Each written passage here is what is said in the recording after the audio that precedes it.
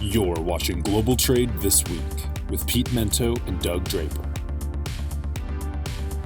Hello, everyone, and welcome to another exciting episode of Global Trade This Week. I am Pete Mento, and with me, as usual, I can't say as always, but as usual, is my good friend Doug Draper. And we're brought to you, as always, by the good people at Cap Logistics. Hey. Doug, how are you, buddy? I'm good. We're doing this one, Pete, from my phone. I don't know what was going on my laptop, so if I have a different angle, if I got the upshot from my chin, which I know is faux pas on these type of things, I can blame it on the device. Yeah. Well, to borrow a phrase from my daughter, looking up your nostrils, there are no bats in the cave. So you have clean nostrils. Thank you. Everything's looking good, buddy. Everything's looking good. And with that, because I had the kickoff, that means that you get to go with your first totally awesome topic this week, buddy. So go ahead and lead us off. Rock and roll. So I saw something in the news the other day that caught my attention, and I figured I would pull it out. I'm not sure if it's going to be a buzzword, or not, but the concept of glocal and glocalization. Glocal meaning local, and we actually use this term during a logistics conference that I was involved with, and you've actually spoke at before, Pete, Operation Stimulus out here in Denver. Last year's theme was glocal versus global, but the concept is it's not quite right shoring or reshoring back to the U.S. You spoke about that last week as well, but I'm going to take a different spin on it and say mass customization, right? How do we get people what they want on a local level where they can access it and use it more quickly?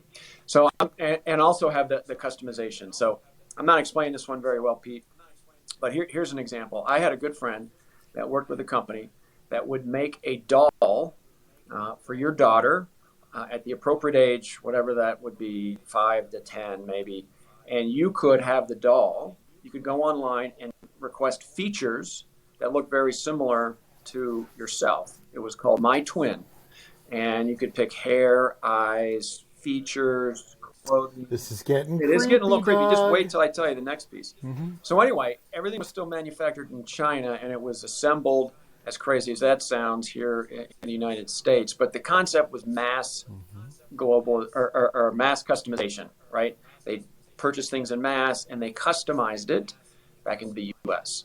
So I thought that was a great example. That's what popped in my mind, excuse me, whenever I heard that term. So I think it's going to be a little bit of a buzzword, but I think there is some trends in getting things back here. You spoke about it last week, getting manufacturing back into the U.S., but still having the customization that you may want to gander. So Pete, I'm giving myself about a C+ on this topic right now, buddy. I'm a little flustered with my phone and everything else because we're running a little bit late. But here's another thing that I'm going to throw out your way because you are a shoe guy, and then you can kind of give me some take. I don't understand in this day and age why you can't go into a shoe store and put your foot on some sort of device, and you select the color, the rubber, the shoelaces, everything else. They take a form of it. They have the raw materials in the back room, and they say, come back in 2 hours, and you come back and you have a custom-made shoe with your own personal logo, anything that you're excited about, and it's a one-of-a-kind type of shoe. I know shoes are a big deal. You've had a lot of involvement with it, but to me, that would be an example of mass customization. The next guy comes in, puts his foot down, selects his color, style, size. Here's a graphic to put on it. Come back in 2 hours, and I will pay more money for that shoe because it's customized to myself. So the glocalization is about bringing some of those ideas and concepts back to the U.S. to circumvent some of the supply chain craziness. A couple of comments here. The first one, of course, has to be a joke. I have a friend in New Orleans that will take someone's hair and make a doll for you where if you poke it with a pin, you'll feel the pain. So that is some serious customization, my friend. But also a more serious note, the idea of local customization is becoming more and more prominent for a very different reason, my friend, and that is trying to avoid someone stealing your IP. So the idea of creating the framework for a very highly technical, very advanced finished good, but saying, I don't want the special sauce in in China or in a country where Cambodia, Vietnam, where my IP might be easily stolen. So I'm going to have that done here in the United States. We're seeing a lot of that. And I think that, particularly in Colorado, certainly in Denver, where you have so much aerospace, you have so much of our space program that's being built these days. I think we're going to see a lot of that. Also in automotive, certainly in pharmaceutical. I mean, let's face it, that just makes a ton of sense. So I see some of that happening. And then when you that second part of your topic, where we trend into more of the retail, it's a really fascinating area. I can remember when I would go to the mall in the 70s and we'd go to those T-shirt shops, and you pick out your T-shirt, and then they take J.J. Walker and you get Dynamite, or your Burt Reynolds and his Trans Am with Smokey and the Bandit on your T-shirt with all the glitter around it, and I'd be the coolest kid at the roller rink in 1976. But the difference is that now specialization is cool to a point.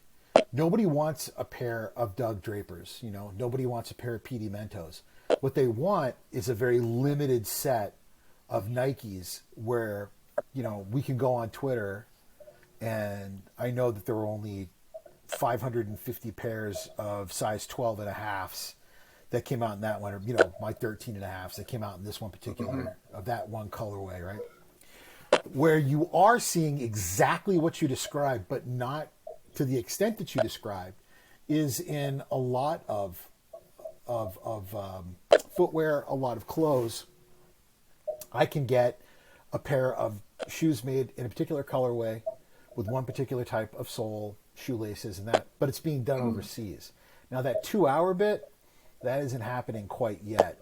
However, we are seeing consumers who are longing for that more intimate feeling of the handmade, that desire to go in and have their foot measured. And because we are so bougie in America, people that aren't into footwear saying, I know that particular pair of shoes was probably handmade. I'm looking at it, and I know that you paid $850 to $1,300 for a pair of loafers that was made especially for you. That is becoming more and more. I do know of one particular place in Brooklyn, as an example, where they are being handmade. But it's not in 2 hours, buddy. It's more like 2 weeks. And they are exquisite. Yeah. And for that price, something in Italy is going to cost you twice as much. It's being done in America by craftsmen who are taught in the same way. I think we are going to see more of that. But getting the specialization done where maybe it's not as handcrafted, it's being done from specialty materials, that could be the next great leap on that. Well, Troy has some robot friends that want to step into the game and can make it happen. So I think that'll be a trend in the near term. Yeah, man. Yeah. The robot side of it. I was talking yesterday, the girl and I are driving to Whole Foods, and I was saying, I remember when I was a kid being the guy who had the record first and being able to play it for my friends. And then they, a couple days later, they'd go get it, not waiting to hear it on the record. That was a big deal. Now, every imaginable thing you ever wanted to hear is available on the internet. There's probably 100 versions of the Rain song by Led Zeppelin I've never heard of before on YouTube. What's going to be that way? What is something that my daughter does now that is going to be inconceivable when she's 50 years old? I can't think of what it's going to be, but it will happen. Something will out-innovate the market today, and I don't know. I'm not so old. I'm not excited for that, I guess. Yeah. Well, I think the fashion industry is ripe for interesting things like that. Agree. So. I agree. I think this younger generation is going to embrace that. I think they're excited to have something that they're a lot unlike us. They are excited for that level of convenience, and they get excited for it. All right. Number 2, my man. What do you got? Yeah, number 2. It's going to skirt on politics, buddy. So I'm going to try really hard not to get too deep on it. The United States, in its, part of its, I guess it skirts on taxation. What we're saying is, if you want to buy an electric vehicle, if it was made by union labor, you're going to get a better tax benefit than if it wasn't. So a regular electric vehicle, there's going to be a tax benefit of $12,500. Now, if it was made by U.S. labor that's unionized, there's an additional $4,500. So you could get a $17,500 tax benefit or no, 17,000, excuse me, altogether, if you buy an American union-made electric vehicle. That is saying something. I mean, cars are not cheap. I don't know, man. When you were like 16, how many cars can you think of that cost 17 grand? You know, and now like 17 grand off a car, you know, that's pretty impressive. But on an electric vehicle, that's kind of a spit in the bucket, but it's still impressive. And to save another $4,500 off of it, for a lot of people, that could be the decision maker. Like that could be the difference between if I decide to buy X versus Y. Well, Canada and Mexico are pretty perturbed over this because clearly this was something being put into a piece of legislation to get Americans to buy these cars that were made in America rather than electric vehicles that could be sourced from Mexican or Canadian manufacturers. And they're mad enough to say that they'll file a grievance under the United States Mexico-Canadian trade agreement because it specifically does have language for them to make this argument in it. So we'll see how it would go there. A lot of the USMCA was built precisely to allow these two countries to work on environmental issues by producing EVs, both for North America, but also to allow them that scale so they could also build cars for export all over the world. You know, what are we trying to do here? Are we trying to build as many electric vehicles as possible to help save the environment and to get Americans to adopt them? Or are we trying to create a jobs plan for unions? I mean, I'm cool either way. For, you know, I got no problem with unions. I think they're ultimately good for a lot of people. So I'm okay with it. I'm okay with finding ways to give deductions. I just don't know if this is necessarily the best way. There's probably a smarter way to do it. But I am ultimately worried because I think that Canada and Mexico have an excellent point, and I think if it did go to any sort of adjudication, they'd probably win. Yeah, I heard when I heard your point earlier, I think there's a lot of uproar from other countries, not just Mexico and Canada, across the world, kind of saying, hey, I'm going to answer your question like, what are we doing here? I'm going to tell you that in a second. But this is a global solution and a global approach to climate change and needing to address it. The bubble doesn't only service around the United States of America. So I think it goes counter to all of the apology tour that Biden's been doing. And I'm not trying to be disparaging to Biden or anything like that, which is very well needed, but it kind of goes counter to that. But I would agree with you. Hey, I like the taxes, but I don't like the approach. And to answer your question, what are we doing here? What we're doing is positioning ourselves for a re-election in 2024. And that is all I'm going to say on the political nature of that topic. But that's the first thing I saw. Let's get the unions on board and let's move forward. So I think I just put more than a big toe into the political nature of this show. That's all right, man. And you know that leads us to halftime, honestly. And you know, my halftime question is a pretty simple one, buddy. So, Fire. You know, here we are, halftime at from Caplogistics, our friends at Caplogistics, who this show doesn't happen without them. They could redo this show without you and I. So thank you, Caplogistics. To learn more about Caplogistics and the amazing services that they provide, please visit them at caplogistics.com. But neither one of us, for all of our claptrap that we talk about electric vehicles, buddy, I know you don't drive one. I don't drive one. I own 2 cars and a motorcycle. Do you own an electric vehicle? Like, I know you don't drive one. No, I do not. No, and your wife doesn't drive one either. Okay, so neither one of us drives one. I think that, Keenan lives in a yurt and rides a yak, so I don't think he has an electric vehicle. But I do know that Keenan is he is a fan of EVs and he is an admirer of them. So like all 3 of us are, like, admittedly, we're big fans of EVs. None of us own one. So it's a 2-parter. I'll answer it first. So to give you an idea of where I'm going, why don't you own an electric vehicle? And what would it take for you to have one? So for me, I don't own an EV because I live in a condo, right?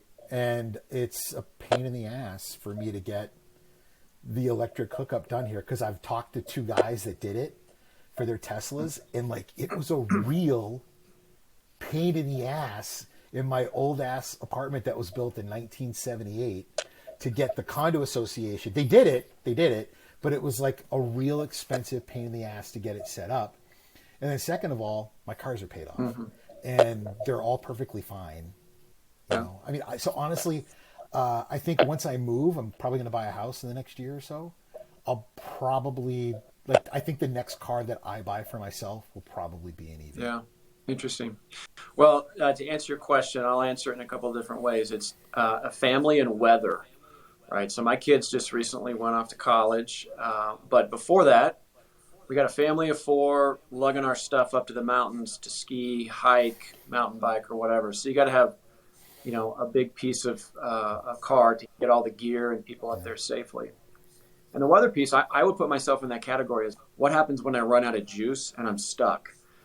There's been too many scenarios in my 25 years living in Colorado where there's been some crazy snowstorm or situation when you're up in the mountains, and I'm nervous about getting home just in and of itself, let alone running out of juice. So those are the two things. But my life is changing. Everybody has seasons in their life, and my season is changing with not having kids around anymore. So, possibly my cars are paid off as well. So it's hard to go back in and say, let's do it all over again. But that's a great question. So my question to you is, what is the drunkest country in the world? So you're asking from personal experience? No, there was a press release that was out. There was some group did a analysis to identify what country in the world was the most drunk or drunkest. Yeah, I'm going to have a hard time answering this without coming off as insensitive. But in all of my travels, in all my travels around the world, it would be difficult to find a group of people who probably enjoy the sauce more than Americans. It's either us or Australians, I'm going to say. Why? I know I'm wrong. So, like, what is it? No, I think you nailed it. It's Australia. Yeah. Australia. Yes. So Aussie. Oi. I love it. All right. So yes. They get, according to the research, they get drunk 27 times per year, and the average is 15. If you look at the rest of the world, the average is 15. And the funny thing, I'm going to look down because I don't want to misstate this, is that said almost a quarter of Australians reported feeling regret after being intoxicated. That's called a hangover, and that's whenever the regret happens that you drank too much. But anyway, that caught my attention. One of my favorite places in the world I've ever been. I absolutely love Australia. I love Australians. I think it's basically one giant Texas without guns. So wonderful place. And they go hard. Yeah. Those people go hard. You better be ready to go when you get there. You better be ready to go. And I mean, anybody who knows me knows that I can bring it. And I got there, and it took all of my superpowers to get through it. But all right, so back to it. Yes. Hit me with your second shot, my friend. Yeah. So the yin and the yang that you and I have on this show is a lot of international trade and logistics and transportation. That's kind of my forte and passion. So my second one is related to private fleets. So let's shift our focus domestically, still in the automotive and transportation world. And you talk about how challenging it is for everybody to move their stuff and get their products into the U.S. as well as through the United States, is developing a private fleet the way to solve all those problems. And the answer, as you can probably imagine, is a little bit of yes and no, pros and cons, right? So I like it because I've been a big fan of owning the rails, right? If you own the network and the supply chain, like the integrated nature of the LTL world, where full truckload is decentralized in more of a marketplace, I think you have a lot of power and control. But I think for the most part, it's a little challenging. There's only a certain number of companies out there that have the scope and the depth of need in order to have a tremendous amount of capital expense in order to make it work. Because what we don't want to do is have all this upfront cost, right? And then you realize, hey, I don't have quite as much capacity as I thought, and now I can't fill it. And now I'm dealing with depreciating assets, and what do I do now? But there are some larger companies that could make it work. Obviously, the Walmarts have some hybrids and some asset light type of stuff. So I like the concept. It's been talked about a lot in some of the industry publications. I think it's probably not the right fix. And probably the main reason, and I get fired up when I start pointing my finger, and I'm sitting a little bit further back on this go around, Pete. I feel like I'm in a couch just enjoying the conversation, is that there's technology out there. Let the technology fix the problem for you, right? The empowerment that we have and the way that the disbursement of the ability for the individual user to access the truck market is greater now than it's ever been before. So let technology bridge the gap and fill the capacity that you need, and it will continue to evolve. And just access what's out there. Don't try to rebuild it. So it's getting so hype. It's a good tagline, but I think in the big picture, developing a full blown in-house fleet is probably not the best option as you look for opportunities to manage the supply chain. So I look at this, Doug, and I say, great idea, bad timing. Could you think of a worse time to decide to go out and put together a private fleet than now? Could it ever cost more money? Could it ever be more expensive? Could you ever spend more money on the labor side of it, having to go out and find truck drivers, right? And then implementing it now would be a disaster. So I don't know that trying to address our current problem by implementing a private fleet is the best way to go about it now. I have been advising people that ask me about this to wait maybe 4 to 6 years. Because in 4 to 6 years, all of this excess inventory that people are like dumping into it to deal with it, we're going to have we're going to have an excessive amount of physical inventory. And I think there's going to be some people that are going to realize that we've overfunded production, and you might be able to buy some stuff on the cheap, like a fire sale. And at least you can buy the physical side of that relatively inexpensively. And then maybe a lot more people have entered the labor pool for it. And I think the second half of what you talked about there is also a real problem. The technology side of it. There are so many different solutions that are coming up to the surface right now. We need to wait a bit to see which one performs the best. Everyone I talk to in Logitech seems to think that they've got the greatest answer ever.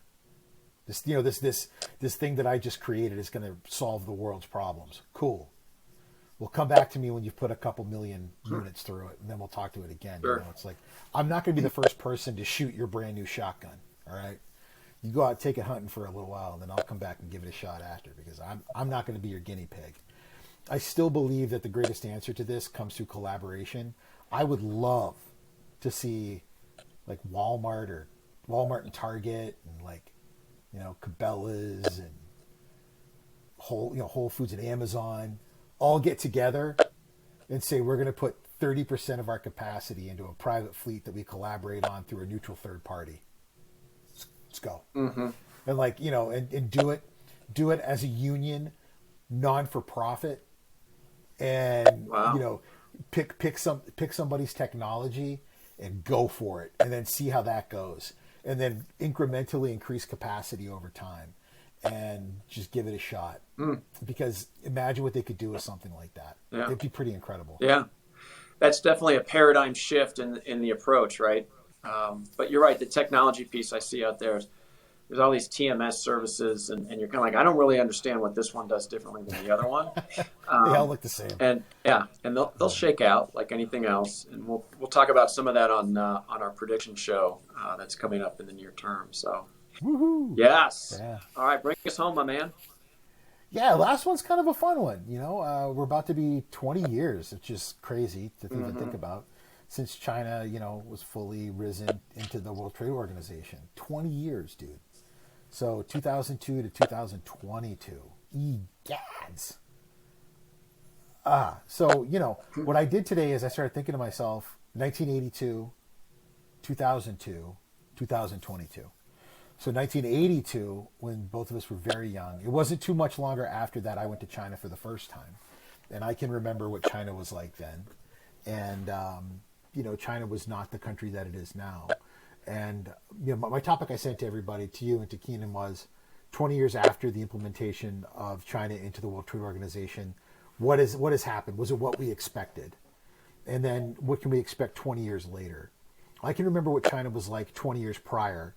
and it was a country that was certainly struggling to find its place in the world, but we all believed was an underperforming asset, right? And I was there, so I can tell you that was how it felt. But you just saw like this bubbling opportunity, and then 20 years later, when it was about to enter into it, I think there was a lot of fear and anxiety in 2002 for those of us that were in this business of what could become of it, but also just tremendous amounts of excitement.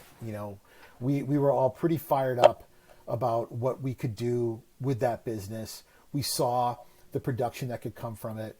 We saw what it could mean for global freight, global forwarding, and how it could drive down prices. But if you were taking a longer term, I mean, come on. I was like 30. I don't know how old you were. Mm-hmm. But for me, all I saw was dollar signs, man. Like I was part of the problem. Like, anybody that was out there saying, we've got to stop these people from taking the world over. And I was like, bro, I got stock in Expeditors. Let it roll. Like I was ready to go, like I was at EI trying to pick out what color my Aston Martin was going to be. Like I was fired up, So for me, it was about the opportunity for this huge global marketplace. And the whole point of this was I was like most people. I don't think I ever could have realized that 20 years later, with all of that growth, many of the things that followed on from it were significantly more impactful than I think any of us realized. I don't think that all of us would have been we would not have known that the Uyghur issue would be as big as it is, as visible as it is, but as little about it would have been done as has been done. I don't think that we would look back on it now with the cyber theft and the IP theft issues, and as little about it would have been done as has been done. Mm-hmm. I think that if we were to take a look, as a whole of the sort of the negative behaviors that we've seen out of China in the past 20 years, we would have thought that having them, ascend into the World Trade Organization, that would have been the way that we could have stopped them from acting out in the global economy. That was the whole point, was to get them in the same regime as us so that they would play by the same rules. When in reality, it really hasn't been any sort of a way to keep them in line. Yep. And, if anything, it's been a courtroom for them to sort of put us in our place in the West. Mm-hmm. And I think 20 years from now, it will only serve that same purpose. I think, if anything, China's ascension has only shown us that we need to look at the World Trade Organization and reconsider its place in the world and where we want it to be in 20 years because of its inability to actually focus on what China has become. Yeah. Well, I would say 20 years after, it would be China 1, World Trade, WTO 0, right? I think that you're right. Here's this behemoth out there nobody knew a whole lot about. And 20 years ago, we need to make sure we have some level of control. So let's get them into this new group. It lends credibility to the WTO. Here's the checks and balances so we can keep them on task.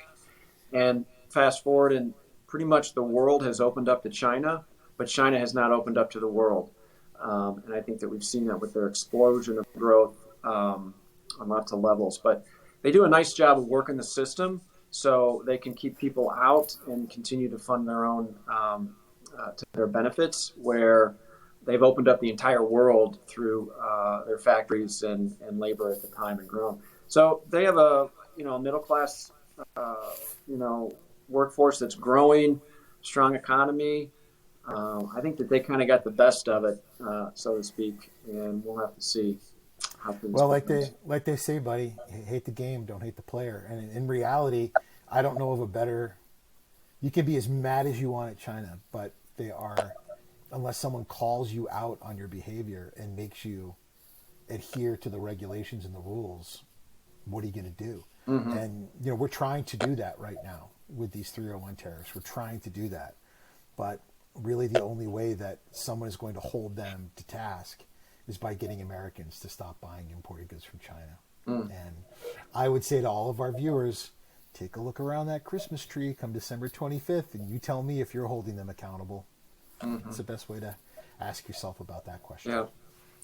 Yeah, and hopefully there's not too many IOU notes to your kids because you Ah, didn't plan on. Anyway, there you go. yeah, buddy. So, but as far as holding people accountable, we need to hold ourselves accountable, and we'll wrap this show up because Cap Logistics does a phenomenal job to give us the platform. They get this content out to the world, which we greatly appreciate. But we want to respect Keenan's time. He's juggling a lot of balls. No, you want to respect Keenan's time. I don't care. Yeah. Pete, if you could see me, I have my cell phone coupled in a clamshell on my laptop, and I'm trying to figure out the distance I need to be. I'm hoping to goodness nobody comes into my office right now, or my phone rings. So That would be awesome. That would be awesome. I'm on a thread right now. So with that being said, I want to thank our audience for joining us this week on Global Trade This Week. Pete, you and I have to sidebar, but it's either got to, I'm looking at my calendar, it's either got to be next week or the week after for a prediction show. So we'll talk offline about that. So that's something to look forward to for our audience. And as always, we want to thank you for listening. Please comment on anything we have to say in the comments section below. Cap Logistics, you guys are rock stars. Thanks for making it happen. Pete, as always, it's a pleasure working with you and talking with you today. See you, buddy. Take it easy. All right. Take care, everybody. Bye.